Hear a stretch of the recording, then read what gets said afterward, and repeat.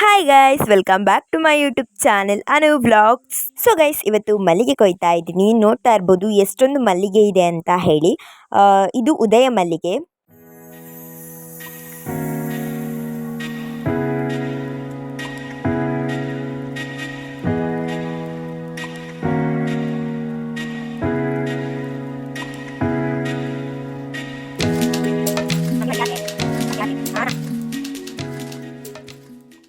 ನೋಡಿ ಗೈಸ್, ಈ ರೀತಿಯಾಗಿ ನಾನು ಮಲ್ಲಿಗೆನ ಕಟ್ಟಿದ್ದೇನೆ. ಇನ್ನೂ ಕೂಡ ತುಂಬ ಇದೆ.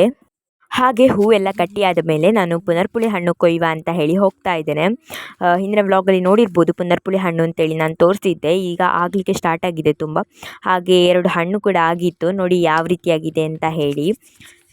ತುಂಬ ಹಣ್ಣಾದರೆ ಸ್ವೀಟ್ ಆಗಿರ್ತದೆ. ಇನ್ನೊಂದು ಹಣ್ಣಾಗಿರಲಿಲ್ಲ, ಇದು ಹಣ್ಣಾಗಿತ್ತು. ಹಾಗೆ ಕೊಯ್ದದು.